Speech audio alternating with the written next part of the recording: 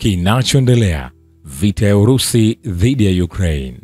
Rais wa Ukraine Volodymyr Zelensky ametoa salamu za Pasaka kwa kuilalamikia Urusi. Rais Zelensky katika Jumapili hii ya Pasaka ametaka wa Ukraine kutokata tamaa ya kupatikana kwa amani, akisema watarejea katika nchi yao na wavumilie kuishinda nyakati ngumu ya vita iliyodumu kwa siku 1152. Akiwa amevaa shati la kijivu lenye nakshi ya Ukraine mbele ya kanisa kubwa la mjini Kiev la Mtakatifu Sofia, Zelensky kwa kupitia mitandao ya kijamii amesema Ukraine kamwe haitapoteza imani. Awali Jumamosi, rais wa Urusi Vladimir Putin alitangaza siku moja kusitisha mapigano katika ardhi ya Ukraine kwa ajili ya Pasaka, ambayo kwa mwaka huu iliangukia siku moja kwa madhehebu ya Orthodox na makanisa ya Magharibi. Lakini mapema asubuhi ya leo, rais Zelensky amesema jeshi la Urusi linaigiza kusitisha mapigano huku likiendelea na mashambulizi yake usiku kucha kuisababishia athari katika maeneo ya vita ya Ukraine.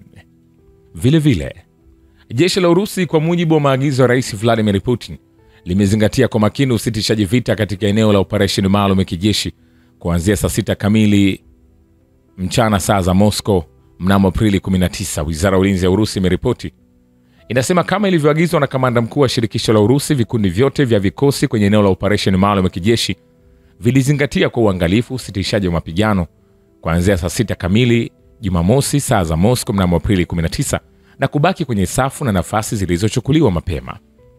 Jeshi la Ukraine licha kutangazwa kwa mapatano ya Pasaka lilijaribu kushambulia maeneo ya Urusi karibu na Sukhaya Balka na Bogatri katika Jamhuri ya Watu Donetsk. Licha kutangazwa kwa mapatano ya Pasaka, vikundi vya jeshi la Ukraine vilijaribu usiku kushambulia maeneo ya wanajeshi wa Urusi karibu na makazi ya Sukhaya. Zaidi ya hayo, Ukraine wameweza kuongeza ndege 48 zisizo na rubani angani wakati wa usiku ili kuweza kushambulia eneo la Crimea, wizara hiyo iliongeza. Zaidi ya hayo ni kwamba jeshi la Ukraine liliweza kutumia droni 48 kwa ajili ya kwenda kushambulia eneo la Crimea, droni ambazo zikufanikiwa kushambulia. Vile vile, kabla ya mapatano, jeshi la Urusi lilifanikiwa kukomboa eneo la Novomyailovka katika Jamhuri ya Watu Donetsk kabla ya mapatano ya Pasaka kuanza.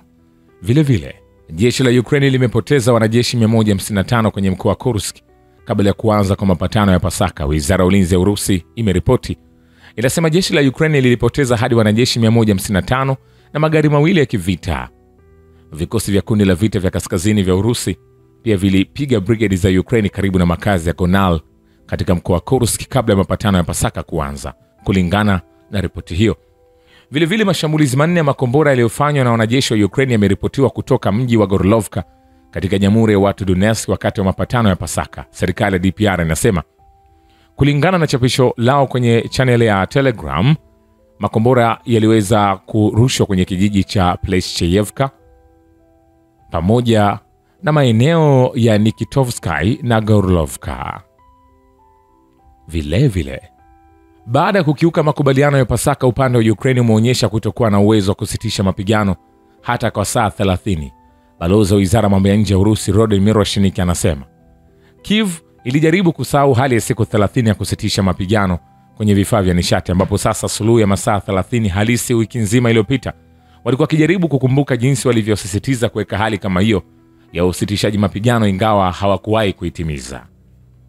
Vile vile, wanajeshi wa Ukraine wamekiuka makubaliano ya Pasaka katika Jamhuri ya Watu Lugansk baada ya kupiga makombora nje kidogo ya Kremenaya wakati wa usiku. Balozi wa Wizara ya Mambo ya Nje ya Urusi Rodin Miroshnik anasema vile vile, ukiukwaji wa mapatano ya Pasaka na upande wa Ukraine bado unaripotiwa.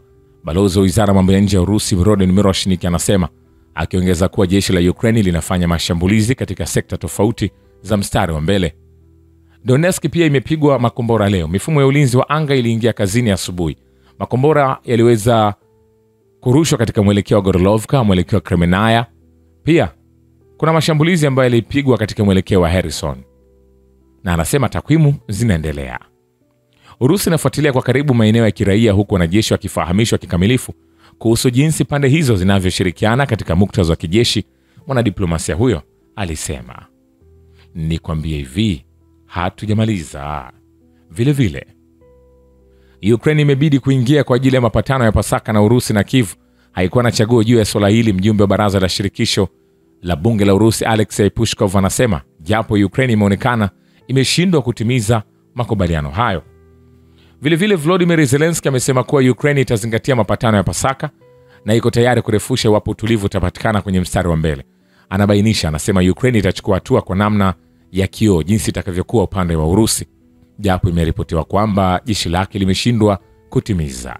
Shukrani kwa Babe Ukivita na Historia ya Dunia. Mimi ni Richard Shio, The Rich Voice. Ni follow Instagram na TikTok kama Rich Voice Official. Asante.